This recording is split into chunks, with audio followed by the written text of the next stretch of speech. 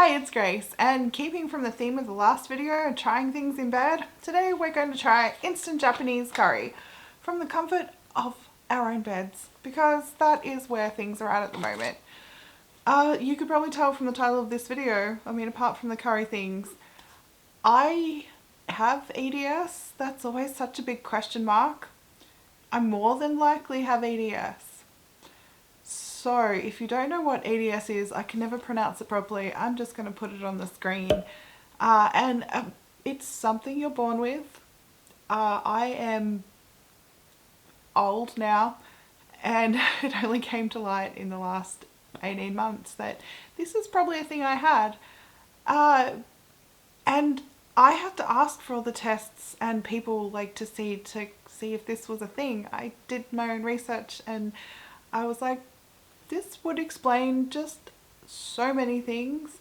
I've been weirdly sick my whole life, and it took me to sit down and care about what was happening and try and figure out what was going on. I always thought there was something connecting all the weird sick that I had going on all the time. But I really took someone who cared about what was going on to figure it all out. So HEDS, which is what they're pretty sure that I have, affects you in so many ways, but you can't really, there's not a test to say yes you have it. It's kind of a process of elimination, as well as things that you've got going on that kind of check the right boxes, this kind of thing. And I have just been really tired. That's one of the more common symptoms, and they always put it down to low iron and this and that, and this is where I spend a lot of my time. I try and get up and do a couple of things a day to make myself feel better and more human and a bit more accomplished, but there are some days I just can't. And if I know I've got to do something, like I have to go to work, I usually try and prepare. It sounds so weird. There's so many things that I have changed in my everyday life over the years that you just, everyone, just deals with what you've got going on and you adapt the best way you can. And sometimes you reflect on that and go, oh, that's just not like everyone else.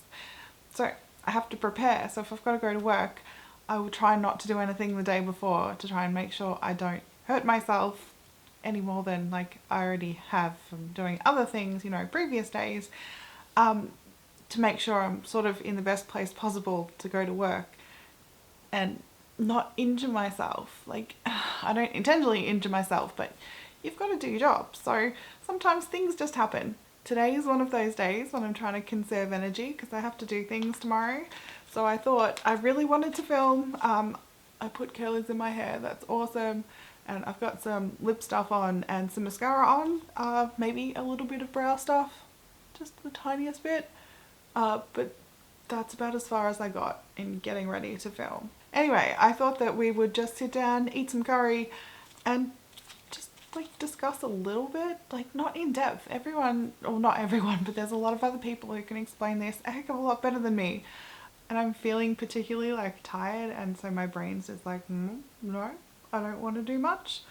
So recollection in this kind of frame of mind is really hard, and again, it's something you deal with, and I write myself a lot of notes and stuff, but it comes to a point that you really understand that this is just not the same as your regular person, and that it's cool, you're coping with it, but wow, it's so weird. I thought I'd do something a little different today. I don't usually get too in-depth with my outside life because I like my channel just to be a place you can come and just watch someone eat some weird snacks and just be a happy time.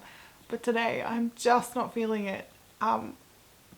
Fatigue and brain fog is something that I deal with a lot, and today's just not an awesome day for that. So I'm just going to try and take it easy, but I really want to eat some curry. I've tried this one a million times. It is so good, but I thought that I would try this one. I've tried one of these kits before. What was it for? Ramen.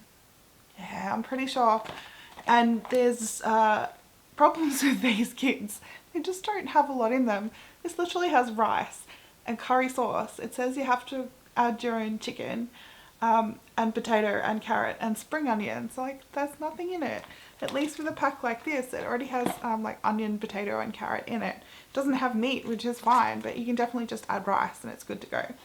So I'm not doing anything with that. It's just going to get heated up and eaten as it is because I'm super lazy, and I've already cooked some rice to go with this. So I'll heat things all up and try them next to each other. I'm still sure that the S&D instant curry is going to win because it's always been such a good time.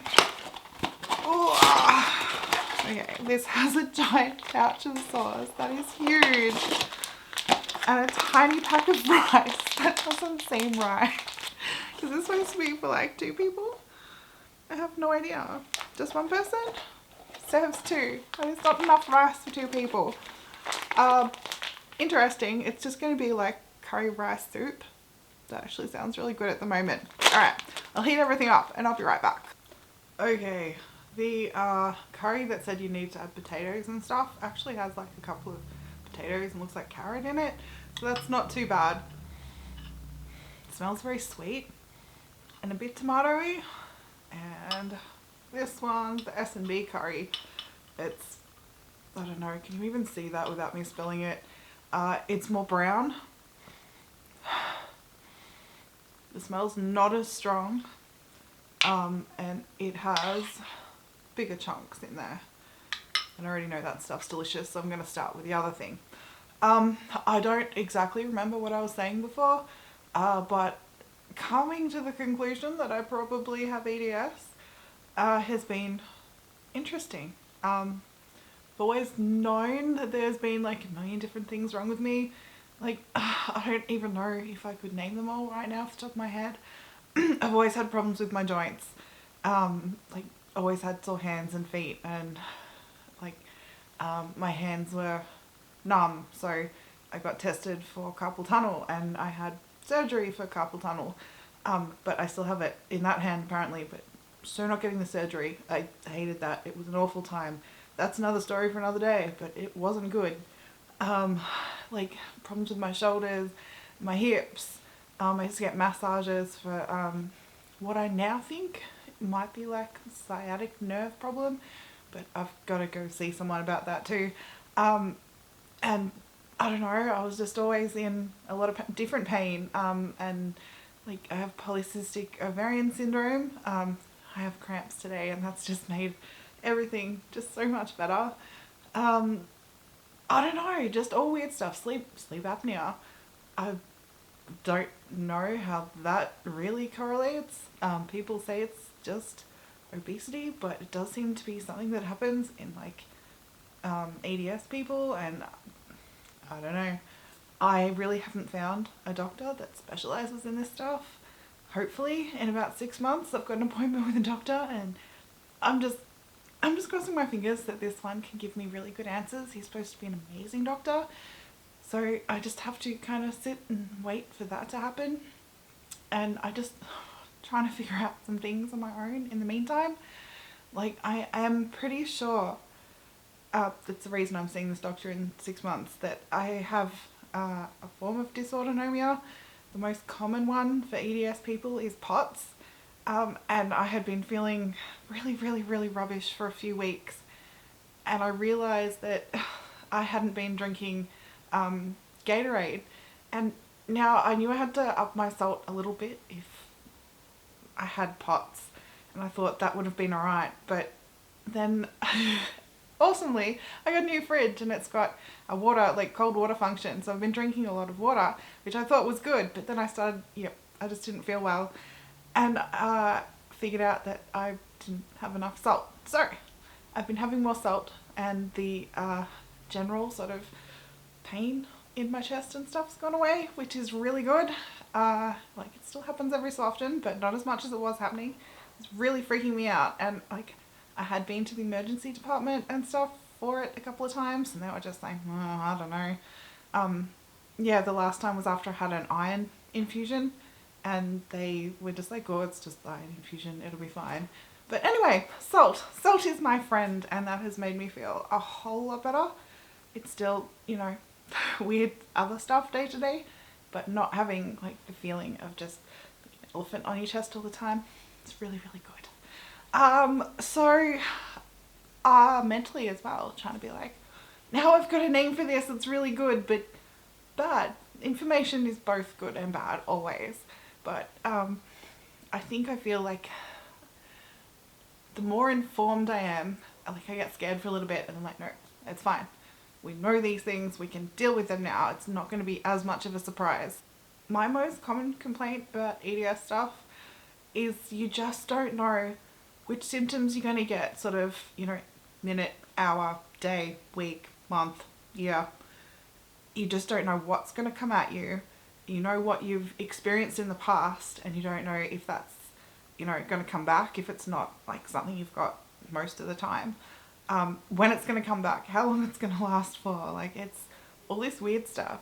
Like a few years ago, I thought that I was just having problems with, like, I had the worst pillows in the world. I was blaming the pillows. And in hindsight, I really should have figured out that, no, that was me.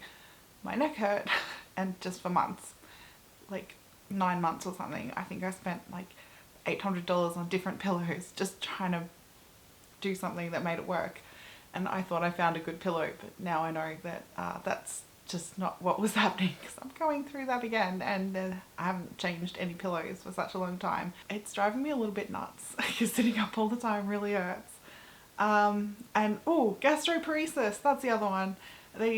Sitting up really, I don't know if it helps other people, but it doesn't help me. So if I sit up because my neck hurts, my stomach doesn't like it. So gastroparesis is when your stomach doesn't like to digest food. Mine is really, really, really slow at it when it wants to at all. I just came out of this weird thing, like for 2 straight years I would throw up like every single day, multiple times a day. They eventually figured out it was gastroparesis and I got medication for it, but it didn't help that much. And then all of a sudden I've been able to like eat like a normal person, eating like a 2-year-old. That's about all I can explain it to you. Chicken nuggets and chips and sort of mushy food and plain food. But now I can eat relatively normal and I don't wake up every morning throwing up, and it's such a good time. But there's still other weird things that have taken like that's place, and I'm so grateful, because that is just the worst thing in the world. I don't wish throwing up that much upon anyone. It disrupts just everything and I hated it so badly. But now I get really bad headaches, which isn't good, and they kind of make me feel nauseous, but like not as bad as I was before. And that was a whole bunch of rambling that I can't remember what the point was. I really can't. But on the gastroparesis thing, like I love Japanese curry and I couldn't eat a lot of it. And I made some the other week and I could eat it, and it was really exciting. So fingers crossed for this stuff. Ooh, it doesn't, the rice just doesn't look good. I hate steamed rice in a bag. Like, it's just not right. Okay. That has like licoricey aniseedy smell.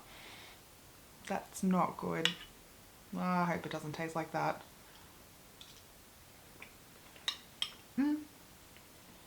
Ew. It's got a really bitter flavour in there. Yuck. That has to be the worst curry I've ever tried. That's disgusting. I don't recommend that. Hang on, I need to get that taste out of my mouth. This stuff is really good. Much better. It's not the strongest curry flavour, but it's really just like smooth and delicious, and I could eat like 10 tons of it and it would just be the best day ever. But I could now, with my gastroparesis getting a bit better, which is why I've really thought that I've got a form of dysautonomia. I've got other symptoms like my temperature regulation. I was just, and that changed as well. I just used to be really, really, really, really hot all the time. Like not being able to wear more than like sort of a nightie around the house without sweating, which was always so strange to me. Like that's happened all my life, and the doctor was just like, yeah, you're overweight. I'm like, yeah, that doesn't really explain it. Like that's just not the answer for everything, people. So finding the right doctor and getting someone to actually take you seriously, it's been my biggest problem. It's much easier. What is the EDS thing? Like their symbols like a zebra. Like when you hear hoof, oh my god, hoof prints. That is not the right thing. Hoof prints. I can't think of the right saying, but it's like when you hear hooves, you think of horses, and it's not always a horse. So that is a really good thought to have while going through this process, that most people have, even when they've been in professions a long time, really haven't dealt with a broad spectrum of things that can happen, because most people have the regular things happen to them. So I understand, like, to a point, but I have been around for a while and no one's picked it up. So it's kind of disappointing in that respect. Like, and I do leave, they call it regionally. And I have access to like big hospitals and like normal medical stuff. If I need like really specialist like doctors, which I need to do a few times a year, I usually have to travel like 4 hours to go to a doctor, like really specialist doctor. And that is super annoying. So I was supposed to get genetic testing done, which they wanted a whole bunch of stuff done for me to even like start that, which I just wasn't prepared for. The other thing was like, I just didn't want to travel that far. Traveling that far really hurts. Like it's all bumpy and like my legs go to sleep, and it's just, yeah, I don't have a very good time traveling that far. I just wish that I could have better medical access without moving. I think that's part of the problem. And it's hard. You need to go see specialists for things. I fully understand that they're like few and far between, but it's just been super annoying. The best thing to come out of this whole virus thing has been access to phone like calls with medical specialists. That has been a really good time. I am hopefully, fingers crossed, the doctor in 6 months, I can still like call over the phone. They send down a monitor that you wear and you send back, and they take all the information of it, and then they call you and you have an appointment. And that is wonderful, and you should just have access to that all the time if that's a possibility, because traveling that far, like not only like fuel, there's parking and food, and then the doctor costs $1 million as it is, and it's just a lot. So fingers crossed after all this, that kind of stuff can stay, because that's really, really, really, really helpful for so many people. So in conclusion, I think I can say that it's been super interesting. I have learnt a lot, like trying to read up on so many things and connecting so many dots. And I have to say that you just can't trust the medical system. I know that they say a lot of doctors frown upon you looking up your own stuff. And I agree with that to a point, like, you know, moles and freckles, stuff that you could probably get checked out easier. But if you've got a few things going on and you think there might be like a deeper reason for it, there's no problem in asking your doctor for these things. And if they do have a problem with it, I think you should find another doctor. Like that has been an ongoing thing for me. I have changed doctors quite a few times just to try and get someone that, you know, trying to understand where I'm coming from and trying to help me, as opposed to just doing the bare minimum to get me out of the way, which unfortunately so many doctors do, and I really hope that that changes in the future. Alright, apparently I have other jobs to do. There is a kitten, I don't know if you can see her in the hallway, and she needs me to do things for her, so I'm going to finish eating this curry at least and go see what she needs. Thank you for listening to me rant incoherently about weird EDS things and trying curry. By the way, if you needed a conclusion to that curry, it's that Kit sucks ass, and the S&B instant curry is a really good time. And just, yeah, thank you for letting me whinge. If you've got any advice, let me know, because it has been such a weird journey, and watching like some other YouTubers like Izzy and Martina. I started watching Martina a million years ago, and she always, well, not always, but she talked about her EDS stuff, and I was like, oh, that's interesting, that's interesting. Little did I know, I was gathering information that I needed for future reference, apparently. So anyway, that's completely off track. It's so awesome that there's all these things available for people now, and other people are talking about it, and I don't know, do your own research and take really good care of yourself. I'll see you next time. Bye!